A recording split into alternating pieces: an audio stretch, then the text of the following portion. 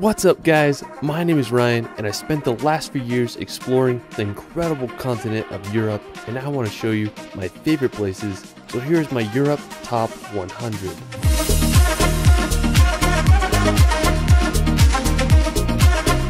I have to say that Europe is my favorite place in the world. From the landscapes of the Alps to the countless medieval cities, it's impossible to beat the beauty of Europe. This video is a long one, so I made timestamps of all the places in the description so you can jump around to your favorite places. For our first destination, we're going to head to possibly my favorite place ever, Seceda. Now located in the Dolomites of northern Italy, I remember the first time I saw a video of this mountain, I couldn't believe it existed. The green glass slopes contrasted with the jagged mountain ridge, often covered in clouds, makes one of the most beautiful landscape combos. Now to get to Seceda, I took 2 gondolas up the mountain and made it to the top. I remember the first time I saw the mountain, I couldn't believe my eyes. The clouds covered half of it, making it one of the best views I've ever gotten. Places like this really spark your imagination and make you feel like a kid again. I hope everyone can witness the power of Seceda at least once in their life. Another magical place nearby is Alpe de Suisse. It's home to the largest high alpine meadow in Europe. The backdrop of the mountain with the farm cabins creates a scene straight out of a dream. After northern Italy, let's head over to the mystical Faroe Islands. Located right between Norway and Iceland in the North Atlantic Ocean, the archipelago is made up of 18 volcanic islands. Now I have to say that the Faroes are home to some of the world's most dramatic landscapes, from sheer sea cliffs to waterfalls straight into the ocean. One of the most scenic places in the Faroe Islands is the Múlafossur waterfall. Now it's located on Vagar Island, and the waterfall descends about 100 feet into the ocean below. I mean, the backdrop of the village with a massive green mountain behind makes for one of the most scenic places on earth. One of my personal favorite places in the Faroe Islands is the Sea Stacks of Dragonir. I mean, the name itself just sounds freaking epic. It's this slanted sea rock with a perfect arch right above the cold Atlantic Ocean. This place looks like a scene out of Game of Thrones. I just can't believe how beautiful the Faroe Islands are. After the Faroe Islands, we're going to Italy to visit the picturesque village of Positano. I have to say that this is one of the most beautiful places in Europe. Located on the Amalfi Coast, back in the 1st century, luxury Roman villas were built on the coast here. It was believed to be a home of mythical sirens who would seduce sailors to crash upon the rocky shores. Positano was a somewhat poor fishing village during the first half of the 20th century, but tourism began to gain traction in the 1950s. When you see this place in real life, you won't believe it. It's hard to beat the backdrop of the mountains filled with colorful villas against the Mediterranean Sea with boats and yachts. Positano is quite the touristy destination, but its beauty is worth it. After Positano, we're going to head over to Switzerland to Valle Verzasca. Valle Verzasca is famous for having this medieval bridge that goes over some of the clearest river water in the world. I remember the first time I got there, I was immediately baffled by the beauty of this place. I mean, the water is crystal clear. You can see all the way to the bottom. The bridge was a prime place to cliff jump, so it took me a while to build up the courage to jump, but I was able to throw some of my favorite gainers off the water. I also had an amazing time snorkeling in the water there. I mean, just so clear. It was such a fun memory for me. I mean, it's hard to beat cliff jumping in Switzerland. Alright, so after Switzerland, we're going to head over to the Italian coast to visit Cinque Terre.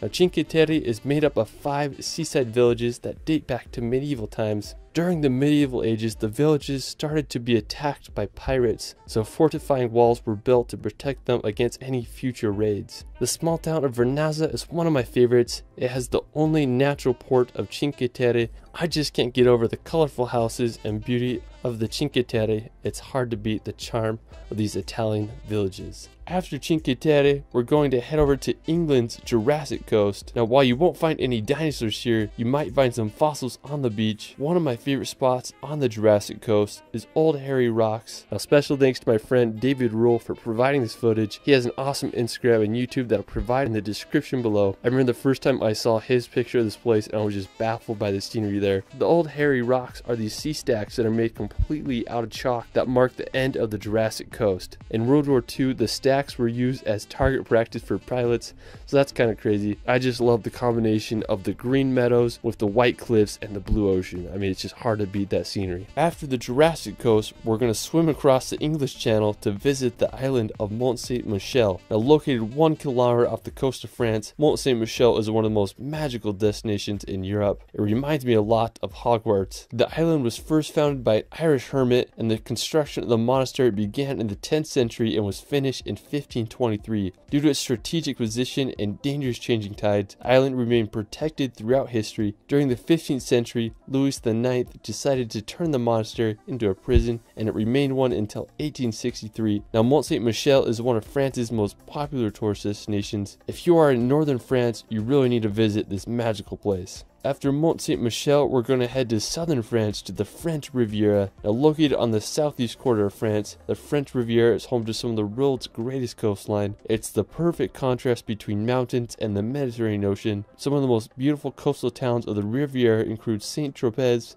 Nice, and Cannes. Now the French Riviera is also home to the tiny country of Monaco. Monaco is the second smallest country after the Vatican. The whole country is only 499 acres. Monaco has been known as a billionaire's playground, and over 1/3 of Monaco's citizens are millionaires. One of the most famous places in Monaco is the Monte Carlosino. It was opened in 1863 and has been featured in the James Bond films. If you can handle the riches of Monte Carlo and Monaco, definitely a place to add to your bucket list. Afterwards, we're going to head over to Norway to visit Lysebotn to drive down one of Europe's craziest roads. What I think is so scenic about Lysebotn is the road which leads down to it. When I first saw pictures of it, I couldn't believe it. It consists of 27 hairpin turns that descend down the fjord to the village below. After Lysebotn, we're going to head over to the nearby Pulpit Rock. Pulpit Rock is a famous flat top cliff with a straight drop of over 600 meters. Pulpit Rock can get super packed, so if you want to avoid the crowds, you can wake up super early and get to Pulpit Rock to enjoy the sunrise. Another hike to do is the trek to Trolltunga. Now Trolltunga is possibly the most iconic rock formation in Norway, as it shoots out over 2,000 feet from the lake below. Trolltunga is definitely the hardest hike of the three.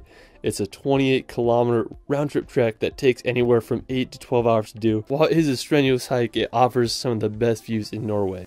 After Norway, we're going to head over to Iceland to experience the land of fire and ice. I have to say that Iceland is home to some of the world's most unique landscapes. One of the most visited attractions in Iceland is the Blue Lagoon. Just a short drive from the capital of Reykjavik, Blue Lagoon is famous for its strikingly blue water. It costs about $40 to get in and experience the geothermal spa. One of my personal favorite places in Iceland is the Reynisfjara beach. What I really loved about the beach is the basalt sea stacks in the ocean. It makes you wonder how the Vikings must have felt when they washed up on the Icelandic shores. After Reynisfjara, you can check out Skogafoss waterfall. It's one of the most impressive waterfalls in Iceland with a drop of over 60 meters. You can also drive an hour east on the Ring Road and visit one of the most scenic canyons in Iceland.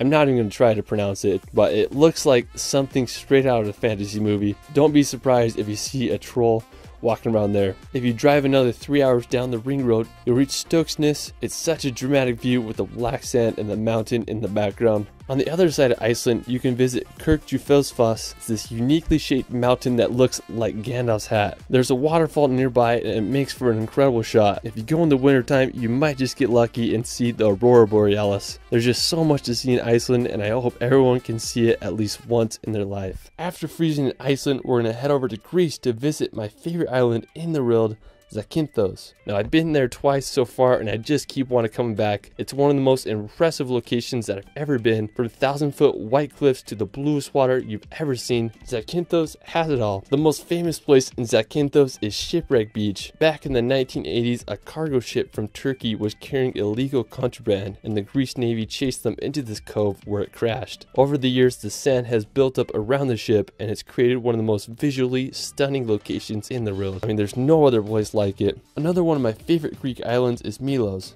It's about a 5-hour boat ride from Athens, and one of the most impressive places on Milos is the Kleftiko Caves. You have to take a boat to get there. They have these gorgeous white rocks that jet out of the water, and the water is just so clear there. Another really cool spot on Milos is the Serakaniko Beach. It's a unique place that is made of lava that has been bleached by the sun and sea. I mean, just looking at this footage makes me want to go buy a plane ticket and go there right now. After exploring the islands of Greece, we're going to head over to Russia's St. Petersburg. St. Petersburg is located at the end of the Baltic Sea. It was founded relatively recent in 1703 after Russia captured it from Swedish colonists. Today it's one of Russia's most thriving cities and receives millions of tourists each year. I love all the canals. It reminded me a lot of Amsterdam. One of the most famous spots is the Peter and Paul Fortress. It was the original citadel of St. Petersburg and was finished in 1740. You can also check out sites such as the Palace Square or many of the city's gorgeous gardens. After St. Petersburg, we're going to head over to Latvia to visit Riga. Now, I have to say that I was very surprised by Riga's beauty. It's full of stunning medieval architecture. Riga was founded back in 1201, and today it's the largest city of all the Baltic countries. One of the most famous buildings is the House of the Blackheads. It's located in Riga's old town and was built in the 14th century. St. Peter's Church is another dramatic building that towers over Riga's skylines. Riga is just such a special and underrated city, and I hope all can visit. After, we're going to head over to the Czech Republic to explore the capital city of Prague.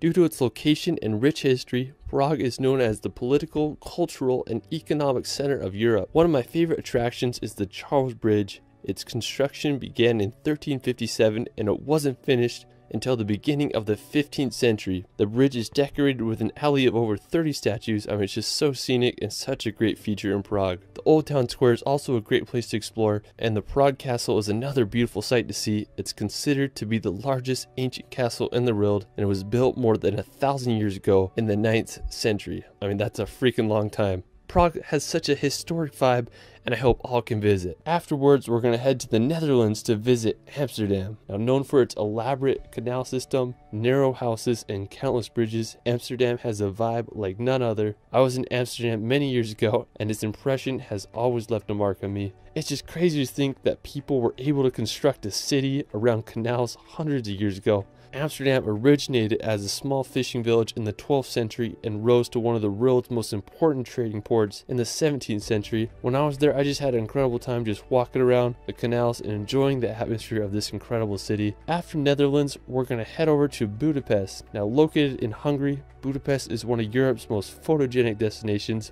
The Danube River runs right through Budapest, making it a unique and stunning city. One of my favorite attractions is the Chain Bridge. It's a suspension bridge that runs across the Danube. The Hungarian Parliament building is another incredible piece of architecture. It was opened in 1902 and it's the third largest parliament building in the world. Budapest is also famous for its thermal baths. The Széchenyi thermal bath is the largest in Europe and it's known for its medicinal properties. After, we're going to head over to Croatia. Now, I have to say that Croatia is one of the most beautiful countries in all of Europe. One of my favorite places in Croatia is Dubrovnik. Dubrovnik is one of the most popular medieval towns in all of Europe. One of the most notable features in Dubrovnik is the walls that surround the city. They're almost 2 kilometers in length and anywhere from 4 to 6 meters thick. The unique look of the city has made it a popular filming location for series such as Game of Thrones. Now, another fascinating city in Croatia is Pula. The city is home to the Pula Arena. It's this perfectly preserved Roman amphitheater that was constructed from 27 BC to 68 AD,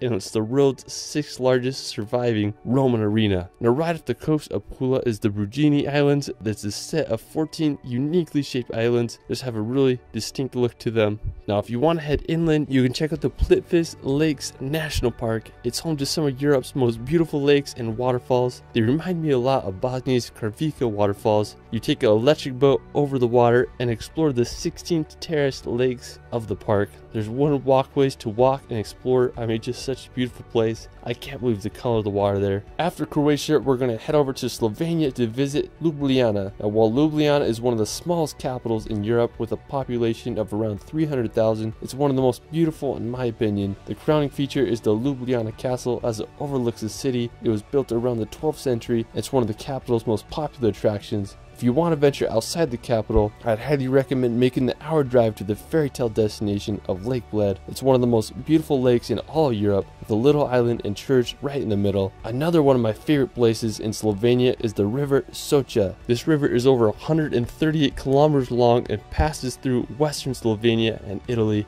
It's considered to be one of the most beautiful rivers in all of Europe, and I can totally see why. It has a very distinct emerald color to it that I've never seen before. It's a great place to go kayaking and river rafting. I mean, the river is just full of so many rapids, winding turns, and scenic bridges. I can't think of a better place to spend during a hot summer day. After Slovenia, let's head over to Portugal to visit the vibrant city of Lisbon. Being one of the oldest cities in the world, Lisbon is Europe's second oldest capital city after Athens. I mean, there's just so much culture and history in this city. You can check out the Sanctuary of Christ the King monument. It reminds me of a mixture of Rio de Janeiro and San Francisco's bridge. The Commerce Square is another beautiful spot to explore. One of the coolest parks in Lisbon is the Parque Eduardo VII. It's full of beautifully designed hedges and just a great place to enjoy the afternoon or evening. The Belém Tower is also an important monument that served as a point of embarkation for Portuguese explorers. Lisbon is also close to some stunning beaches such as Ursa Beach. While we're still in Portugal, we're going to head to the Algarve coast. Located in Portugal's southernmost region, the Algarve coast is famous for its sea cliffs filled with hidden beaches and sea caves. One really intriguing place is Ponte da Piedade. It's full of countless grottos and sea arches to explore. Such a unique and beautiful area. After Portugal, we're going to head over to Germany to visit the Bavarian Alps. Located in southern Germany, right next to the Austrian border, the Bavarian Alps are home to jaw-dropping scenery. One of the most famous towns is Berchtesgaden. It's just a 30-minute drive from Salzburg. The area is also full of stunning alpine lakes. One of my favorites is Obersee. It's famous for having this little mountain cabin right on the lake. One of the most well-known places in Bavaria is the Neuschwanstein Castle. I have to say this is the most beautiful castle in all Europe. It's nestled at the very tip of southern Germany. Neuschwanstein Castle is placed perfectly in the mountains with a phenomenal 360 view of the Bavarian Alps and the town below. The construction of the castle began in 1869. The castle receives over 1.4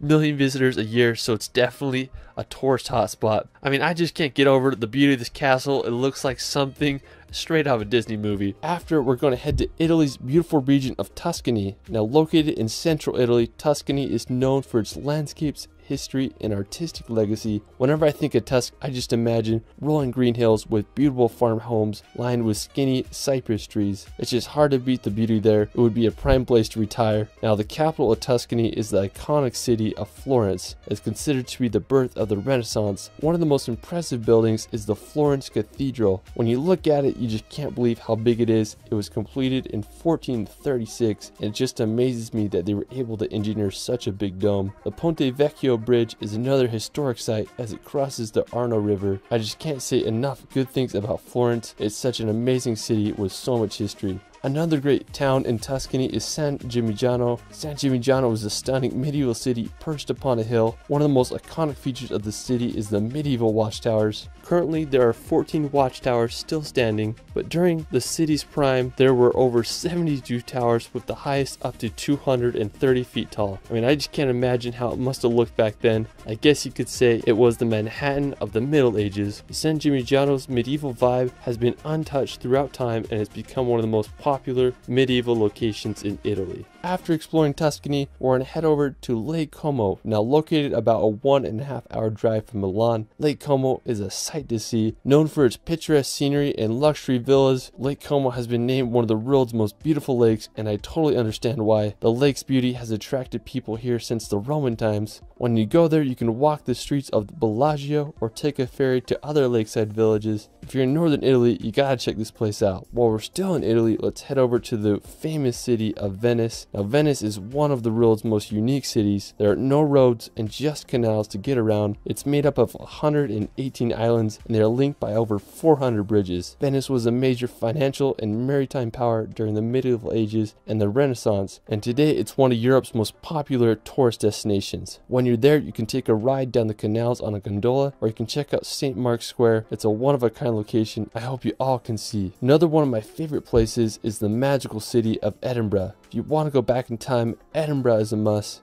It's where J.K. Rowling wrote her Harry Potter novels. When I started traveling, this was one of the first cities I visited. It's a medieval town with intricate neoclassical buildings, cobblestone streets, and beautiful gardens. The iconic Edinburgh Castle overlooks the city and it's home to Scotland's crown jewels. One of my favorite places in Edinburgh is Calton Hill that just offers a beautiful view of the entire city. While we're still in Scotland, we're going to visit the Isle of Skye. If you want to feel like you're in a fairy tale, this is where you need to go. I was lucky enough to visit the Isle of Skye last summer. It's about a 5-hour drive from Edinburgh. Now, one of the most impressive places in the Isle of Skye is the Old Manor Store. The legend of the Old Manor Store is supposedly a giant lived there a long time ago, and when he was buried, his thumb was left sticking out of the ground, creating the mystical rock formation. Now, just a few minutes away from the Old Manor Store, there is a breathtaking waterfall called Meout Falls that cascades down to the ocean.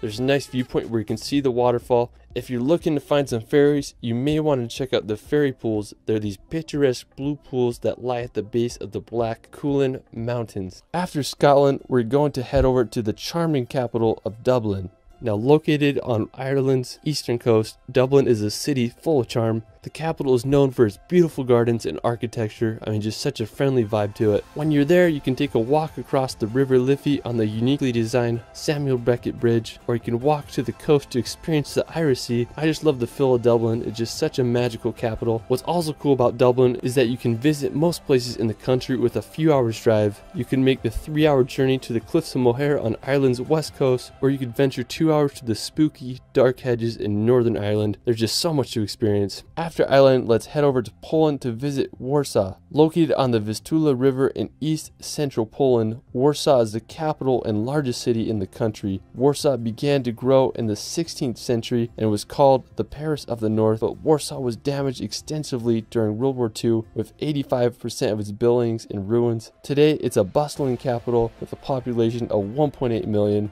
One of my favorite buildings is the Palace of Culture and Science. At 778 feet tall, it's the 5th tallest building in the EU. If you want to see some medieval vibes, you can check out Warsaw's Old Town. It was established in the 13th century and is full of history and medieval architecture. While we're still in Poland, we're going to head down to Krakow. Located in southern Poland, Krakow was founded back in the 7th century, so you best believe it's full of beautiful history and architecture. One of the most impressive sights is the Wawel Royal Castle. It was built during the 14th century and was the first UNESCO World Heritage Site. It features architectural styles from the medieval, Renaissance, and Baroque periods. Such a beautiful building. If you're into World War II history, you can make the hour drive to the Memorial of Auschwitz concentration camps. Auschwitz is infamously known as one of the most horrific Nazi concentration camps. Over 1.1 million people died here. So it's such a tragedy. One of my favorite books I've ever read is called The Auschwitz Escape, and it tells the story of how 2 prisoners made the daring escape from the prison camp, and also really just gives you perspective of what it was like to live in that camp. Just absolutely horrific. After Poland, we're going to head back to the Baltics to visit Lithuania's capital of Vilnius. Unlike other Baltic capitals of Tallinn and Riga, Vilnius is located inland near its eastern border. Before World War II, Vilnius was one of the largest Jewish centers in the world. Napoleon called it the Jerusalem of the North. I'm just blown away by the beauty of the city and its perfect mixture of modern and Baroque architecture. You can drive 30 minutes outside the city and visit the Trakai Island Castle. It's this uniquely designed castle that's on a little island in Lake Gulf. Such a cool little spot outside the city. After Lithuania, we're going to head down to Austria to visit the capital of Vienna. Now, Vienna has been ranked one of the world's most livable cities. Vienna is known as the city of music. Musicians such as Beethoven and Mozart called Vienna their home. One of the most impressive places is the Schönbrunn Palace. There's stunning gardens and mazes to explore around the palace. If you want to visit the Austrian Alps, you can head over to the picturesque village of Hallstatt. This town looks like it should be in a fairy tale because it's so magical. It was once a salt mining town, but now it's one of Austria's most popular tourist attractions. After Austria, we're going to head over to France, to the capital of Paris. Now, since the 17th century, Paris has been Europe's major center of finance, diplomacy, fashion, and the arts. Paris is one of the world's most visited cities, and with all its attractions and fascinating history, it's easy to see why. Paris's most recognizable attraction is the Eiffel Tower. It was built in 1889 for the World Fair. The Eiffel Tower is 324 meters high, which made it the tallest man-made structure in the world till 1930. You can take an elevator up there to get an incredible 360 panoramic view of all of Paris. Another popular attraction is the Louvre Museum. It's the world's largest art museum and it's home to Da Vinci's Mona Lisa. You can also take a drive around the Arc de Triomphe or walk the grounds of the Palace of Versailles. And there's just so much to see in this grand city. If you want a road trip outside the capital, you can head to France's northern coast, visit the coastal town of Etretat. Located about 3 hours outside of Paris, Etretat is famous for its white cliffs and rock formations. One of the most well-known is the Falaise de Aval Arch. It has such a unique shape. I guess you could say they are the French cousins of old hairy rocks. While we're still in France, we're going to head to the French Alps. The French Alps are home to Mont Blanc, which is the highest mountain in all of the Alps at 15,774 feet. The border between France and Italy passes right through the summit, making it both French and Italian. One thing that I think that is cool about Mont Blanc is the glaciers that run down from it. And there are also a lot of beautiful alpine lakes that offer incredible views of the French Alps. After, we're going to head to Switzerland to visit the village of Grindelwald. I was lucky enough to live in Switzerland, and on my last week living there, I did a road trip to Grindelwald to see what the hype was about. When I got there, I was awestruck by Mount Eiger. It's the biggest mountain I've ever seen. I wanted to do a hike that would give me a great vantage point of Mount Eiger, but I didn't know the area that well, so I just saw this random peak, so I decided to hike straight up the mountain. When I reached the top, I had the whole peak to myself, and I was rewarded with an incredible view of Mount Eiger. It was just such a memorable experience. After Grindelwald, we're going to head over to the mountains of Appenzell. Now located in eastern Switzerland, these mountains quickly became one of my favorite places I've ever been. It's home to massive jagged mountains that look like something out of Lord of the Rings. Now to get up to the mountain, I took a gondola up to the top and then I hiked about an hour to reach a hotel on the top of the mountain. Now me and my buddy Danny decided to stay the night at this hotel so we could watch the sunset. Well, now we got all settled in and then we ventured off to get the perfect spot. The clouds were covering the sky, so we only had about 15 minutes of sunlight to get the shot. Now my buddy Danny, he whipped out his FPV drone and got some of the most incredible shots I've ever seen. I mean, I was just standing on the peak and he'd flying the drone over me with the sunset in the background. It goes down as one of the top 5 sunsets of my life. Another one of my favorite places in Switzerland is Zermatt. Zermatt is home to the most iconic mountain in the Alps, the Matterhorn. With a height of 14,690 feet, it's one of the highest peaks in the Alps. There are many different hikes you can do around the area to get different views of the Matterhorn. If you're an early riser, I'd suggest getting up for sunrise to watch the morning light kiss the top of the Matterhorn as the sun rises over the horizon. Zermatt is a really unique city because they don't allow cars or motorized vehicles, so I had to take a train to get there. When I reached the city, I just had a great time exploring. I also found a McDonald's there, so that was kind of funny. Another one of my favorite places in Switzerland is Jungfraujoch, otherwise known as the top of Europe. So me and my friends decided to take Europe's highest train. Now normally the ticket during summer is around $240, but we got the early bird special, so it was half off. We went up to the very top. When you get off the train, you get into like these cave tunnels. We made it out to the ice plateau and were able to get an incredible view of the glacier below. After, we went to the top of the Sphinx Observatory to get some more amazing views. One of the coolest parts of Jungfraujoch is the glacier tunnels. You're able to walk through these tunnels carved right out of the ice. While a trip to Jungfraujoch is expensive, I definitely recommend that everyone try it at least once in their life. After exploring the Swiss Alps, we're gonna head to Finland. Now the capital of Finland is Helsinki, and it's been ranked as one of the happiest and most livable cities in the world. Helsinki is one of the northernmost metropolitan areas, and the whole city just has a great vibe to it. I would love to spend Christmas here. If you want to see some of Finland's nature, you can head up north to visit Lapland. Now Lapland is Finland's northernmost region and it borders Russia, Sweden, and Norway. In the winter months, Lapland becomes a frozen wonderland that looks like something straight out of a Disney movie. Now if you can handle the cold, Lapland may be one of the best places in the world to see the northern lights. The northern lights are abundant throughout the cold winter months. It can get up to negative 50 degrees Celsius in the winters, so make sure you bundle up. One thing I love about Lapland is the snow-covered trees. They look like something out of a Dr. Seuss book. In the summertime, Lapland becomes a peaceful area with wildlife and endless nature. I really just want to spend some time in Finland, relaxing in a sauna and seeing for myself why Finland is the happiest country in the world. After Finland, we're going to head over to Sweden to visit the capital of Stockholm. It's made up of 14 islands and 50 bridges. Compared to other Nordic countries such as Norway and Iceland, I felt Sweden was much more affordable. I just love the buildings and architecture there. It reminded me a lot of Copenhagen with its colorful buildings and canals full of wooden ships. I mean, it's just such a wonderful city, and I think everyone should give it a visit. Afterwards, we're going to Belgium to visit the medieval city of Bruges. Due to its tidal inlets and canals, Bruges is sometimes referred to as the Venice of the North. Bruges' tidal inlet helped it become one of the most prosperous cities during the Middle Ages, as it quickly became a strategic location for maritime trade routes. Today, most of Bruges' medieval structures have remained intact. One of my favorite features of the city is the market square. It's towered over by a 277-foot medieval bell tower of Belfry, which was constructed in the 13th century. Just such an impressive and unique medieval city. After Belgium, we're going to head over to the German village of Rothenburg. When you go to Rothenburg, you feel like you're walking into a fantasy movie. It's one of the most preserved medieval towns in Europe. During the Middle Ages, Rothenburg thrived as it was located at the crossroads of the European trade routes. At the beginning of the 15th century, it rose to become the second largest city in Germany, but during the 17th century, Rothenburg faced adversities such as the 30 Years' War and the bubonic plague. Without much resources, Rothenburg's growth was halted, which aided in keeping the town preserved in its medieval state. Today, Rothenburg maintains its medieval charm. It's been the inspiration for Disney movies such as Pinocchio and Beauty and the Beast. If you can, go check out the famous Plonine Corner or the Christmas market. It's hard to beat the allure of this German village. After Rothenburg, we're going to visit possibly the most iconic city in the world, London. I love the city so much, I just keep coming back. Everything from double-decker buses to the energy of Piccadilly Circus makes the city feel so alive. There's just so many places to see. You can check out the iconic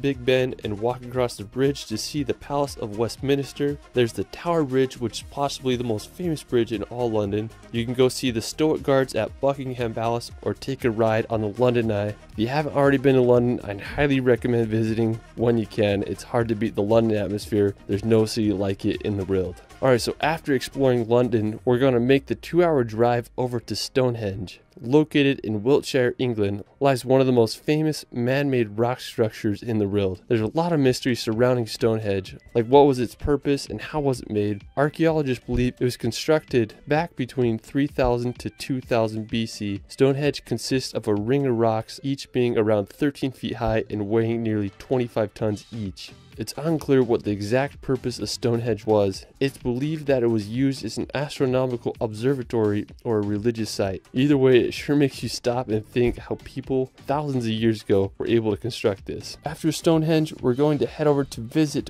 Wales. Now, Wales is located in the southwest part of Great Britain. It's famous for its mountainous national parks, picturesque coastline, and distinct Welsh language. One of the most scenic places in Wales is the Snowdonia National Park. It's a region in northwest Wales that is known for its mountains and lakes. The highest peak in Wales, Mount Snowdon, is located in the park with an elevation of 1,085 meters. You can hike on up there, or you can take the Snowdon Mountain Railway to the top. If you're lucky, you might be able to see Ireland across the sea. After Wales, we're going to head back to Switzerland to explore Lucerne. Located in the heart of Switzerland, Lucerne is a picturesque lake city surrounded by the Swiss Alps. It's just a short 40-minute drive from Zurich. One of my favorite parts of Lucerne is all of its medieval buildings and architecture. Lucerne is home to Chapel Bridge, which is the world's oldest surviving truss bridge. It was built over 600 years ago in 1365. It almost burnt down in 1993, but it was reconstructed and it's now open to the public. Another impressive place in Lucerne is the Musseg Wall and Towers. The fortifications began in the 13th century, and it's made up of 9 stone towers that were used as a defense wall during medieval times.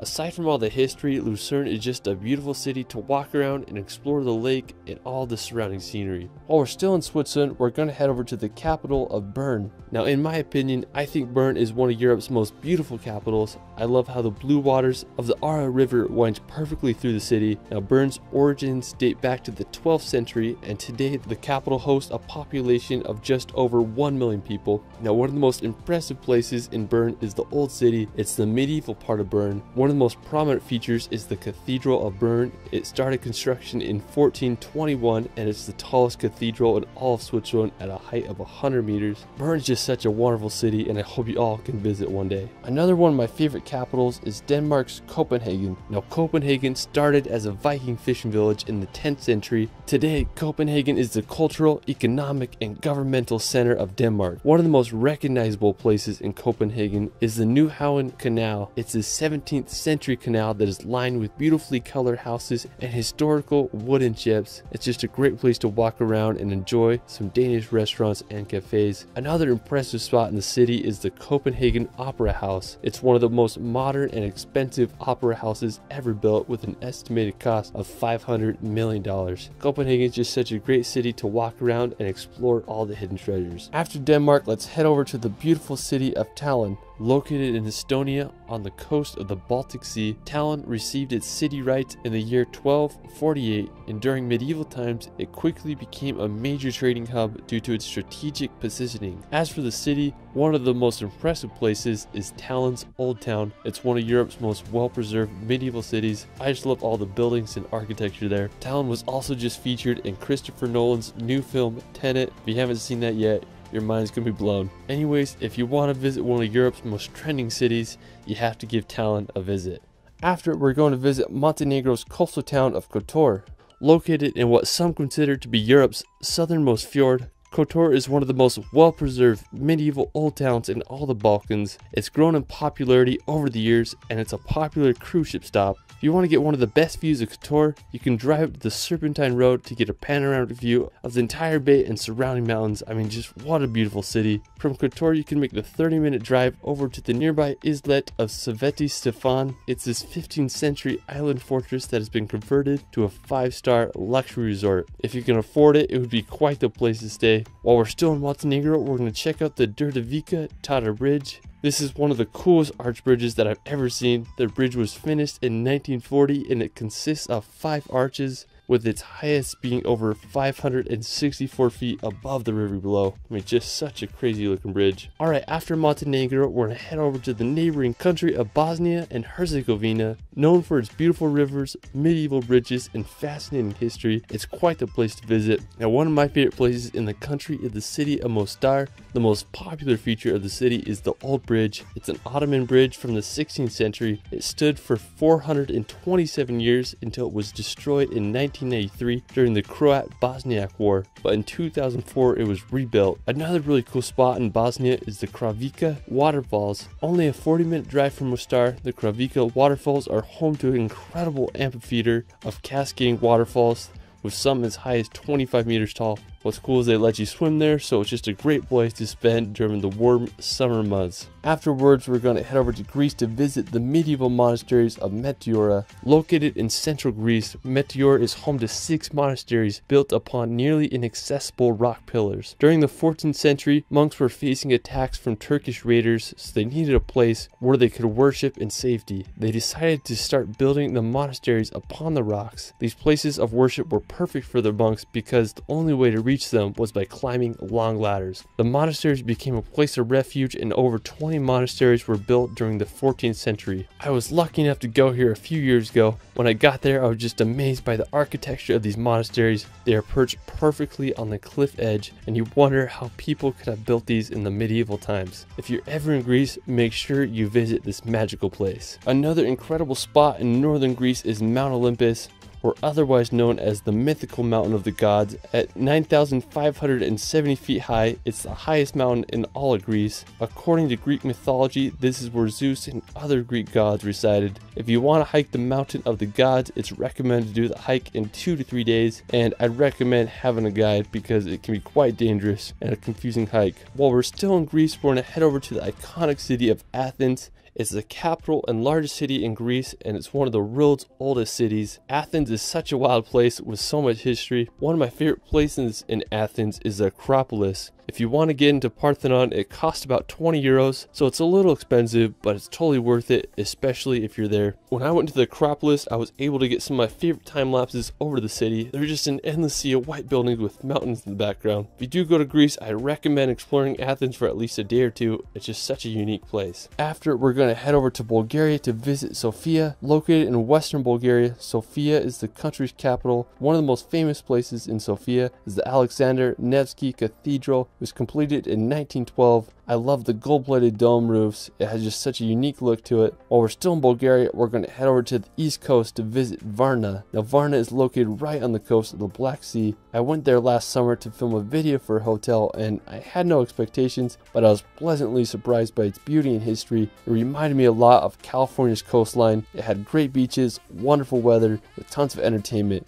Now, another interesting spot in Bulgaria is the Belogradchik Fortress. It's located in the Balkan Mountains. It's this ancient fortress amongst some really unique rock formations. The fortress was captured by the Ottomans in the 14th century. The thing that strikes me about the area is how they incorporated the rocks into the fortresses. I mean, just such a unique place. I've never seen anything like it. After Bulgaria, we're going to head up north to Romania to visit the medieval castles of Transylvania. Now, Transylvania is a very intriguing yet spooky region. Transylvania is where Bram Stoker's novel Count Dracula takes place. Now, one of the most famous locations in Transylvania is the Bran Castle. Located near the city of Brasov, the castle was built around the 14th century and served as a fortification against the Ottoman Empire. Due to its dramatic architecture and possible connection to Vlad the Impaler, the castle has been named Dracula's Castle. I could totally imagine Count Dracula using this castle as his hideout. Now, Romania is also home to this really cool road called the Transfăgărășan Road. It's full of hairpin turns, and it's easy to see why it's one of the most popular roads in all of Europe. After Romania, let's head back to Norway to visit the Lofoten Islands. Lofoten is located in northern Norway, and even though it's in the Arctic Circle, it feels like you're on a tropical island there. I was lucky enough to go there about 2 summers ago, and I had an incredible journey road tripping through Lofoten. Our first pit stop was at this fishing village called Henningsvjar to see the world's most scenic football field. When we got there, we sadly didn't have a soccer ball, but we had a good time playing on the field and enjoying the incredible views of Henningsvjar. We kept on driving and made it to the iconic town of Rain. Now, when you think of Norway, this is it. It has those red houses surrounded by massive sea mountains. In my opinion, I'd have to say that Rain is the most beautiful town in Lofoten. When I was planning my road trip to Norway, I remember seeing pictures of this place and I just couldn't believe it existed. After Lofoten, we're gonna head to Saltstraumen to witness one of the world's largest whirlpools. So over 110 billion gallons of water pass through this 3-kilometer strait every 6 hours, making for one of the strongest currents in the world. Now, water speeds can reach over 37 kilometers. One of the coolest features of Saltstraumen is the whirlpools that the changing tides make. Now, while they aren't the whirlpools you'd imagine in movies like Pirates of the Caribbean, these whirlpools can get over 33 feet in diameter with a depth of over 16 feet. You can take a boat ride through the current, or you can witness the whirlpools from the bridge above. After the whirlpools, we're going to take a drive to one of Norway's most famous routes, the Atlantic Ocean Road. This 8.3-kilometer road runs across an archipelago of islands as it connects the islands of Averøy to the Romsdal Peninsula. The Atlantic Ocean Road was completed in 1989 and cost 122 million Norwegian krone to make. It's made up of 8 bridges and 4 resting places. The route is an impressive feat of engineering, and it won the Norwegian Construction of the Century Award. So if you decide to go on a Norway road trip, you have to take a drive on the Atlantic Ocean Road. While we're still on the topic of roads, if you drive just 2 hours south, you'll reach another one of Norway's most famous routes, Trollstigen.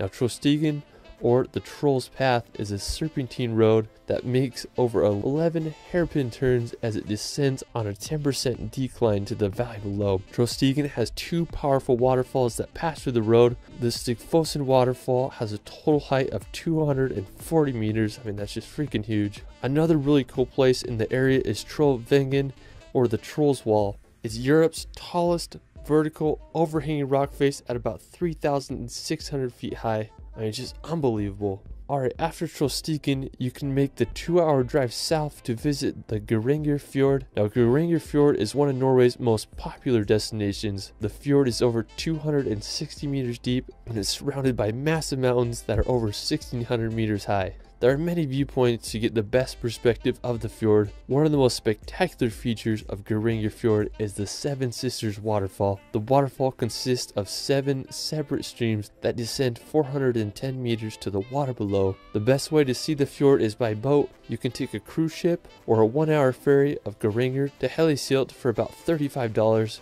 This is by far the best way to witness the waterfalls and majesty of the fjord. After exploring the fjords, we're going to head back to the Arctic Circle to visit one of the most northern places in all of Europe, Svalbard. Now Svalbard is located right between the North Pole and Norway. The capital of Svalbard is this town called Longyearbyen, which has a population of a whopping 2,000 people. What's cool about Svalbard is that it's a visa-free zone, so basically anyone can move and work there. The archipelago is also home to the Svalbard Global Seed Vault, where thousands of the world's seeds are kept in case of a global catastrophe. After Svalbard, we're going to head over to Russia to visit Moscow. Moscow is the world's most northernmost and coldest megacity. It's also Europe's second most popular city with over 12.4 million residents. One of the coolest places in Moscow is St. Basil's Cathedral. It was completed in 1561 under orders of Ivan the Terrible. It has such a unique look with its colorful onion-shaped domes. Right next to the cathedral is the Moscow Kremlin. It's a fortified complex that was completed in 1495. It serves as the official residence of Vladimir Putin, so it's basically the Russian equivalent of the White House. One of the most stunning buildings, in my opinion, is the Moscow State University. It reminds me of a scene straight out of a Batman movie. I mean, there's just so many intriguing places to visit in Moscow. What a wild place.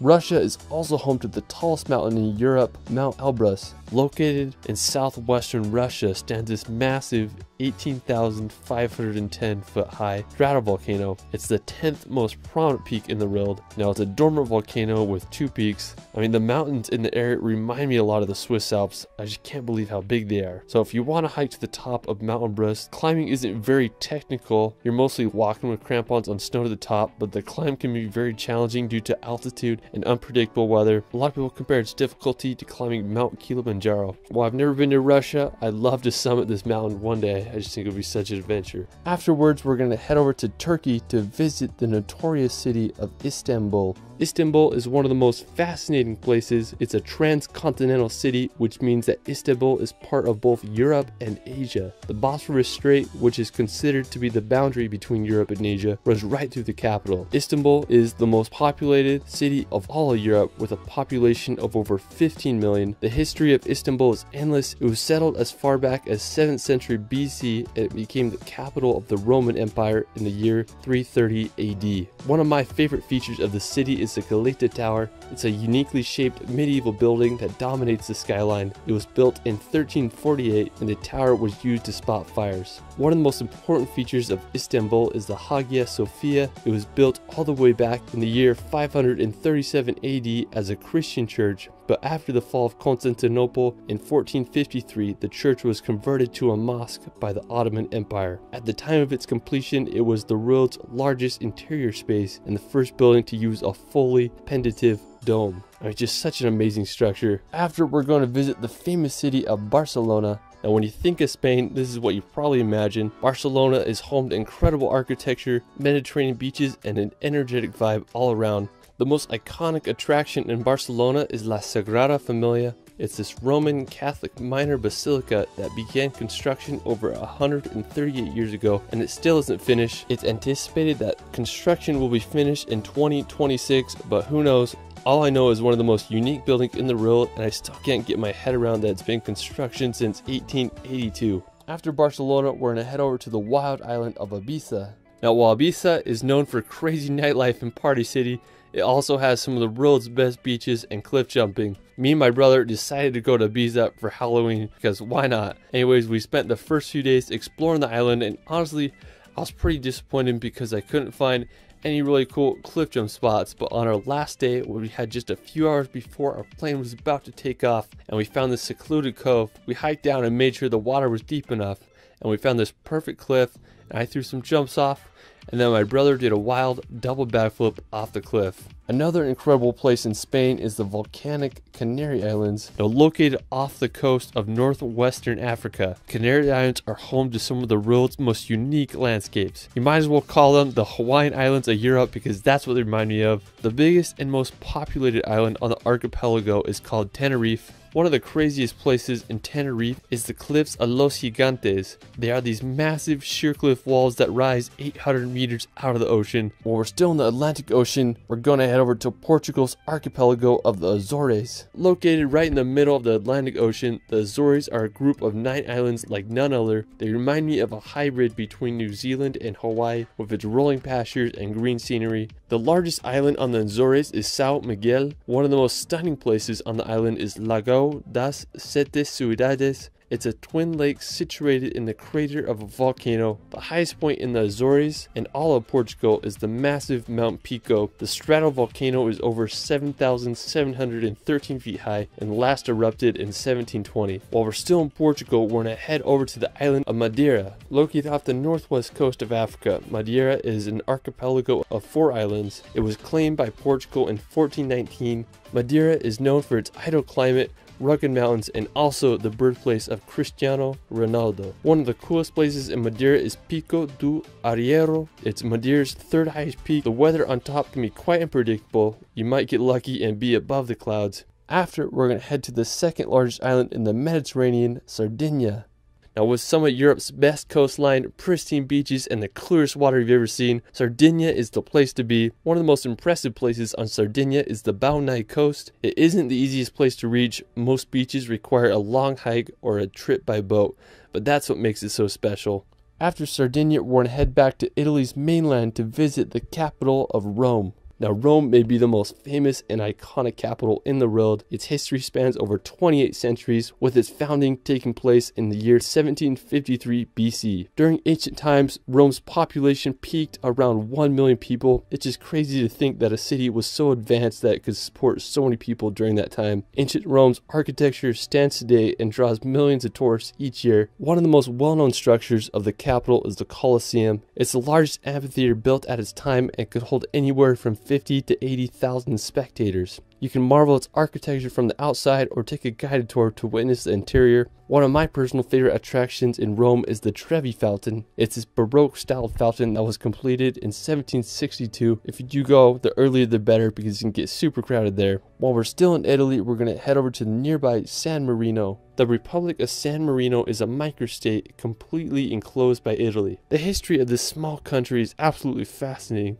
It was founded by a stonemason from Croatia named Saint Marinus. After facing persecution for his Christian sermons, he fled to the mountain of Monte Titano, where he built a church and founded the small country in the year 301 AD. San Marino claims to be the oldest surviving sovereign state and the oldest constitutional republic. The capital of the country is the city of San Marino, and it's situated on the slopes of Monte Titano. It's hard to beat the location of the city. One of the most iconic spots in San Marino is the fortress of Guaita. It was built in the 11th century and served as a prison. San Marino is just such a beautiful yet interesting city and country, and I hope you all can visit. Alright, for our final location, we're going to head back to northern Norway to visit Senja. Now, Senja is Norway's 2nd largest island. The reason I wanted to go to Senja was because I wanted to hike to Segla.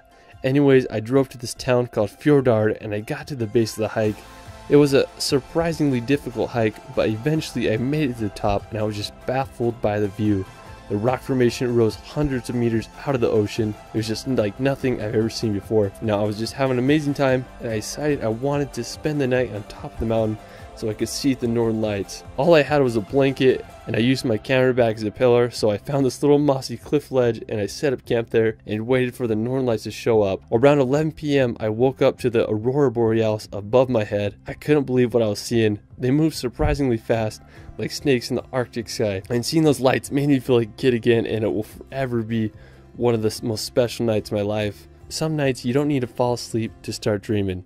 Well, that is it for my Europe top 100. Let me know in the comments where your favorite place is in Europe. I mean, there's just so many beautiful attractions. I could probably do a top 1000 video. If you guys want to feel relaxed, I started a relaxation channel where I post hour-long videos of places such as Switzerland and Scotland with calming music that you can just have playing in the background to bring some peace and nature in your life. You can find me on Instagram and TikTok at shirley.films. Anyways, it's Ryan, and we will see you later.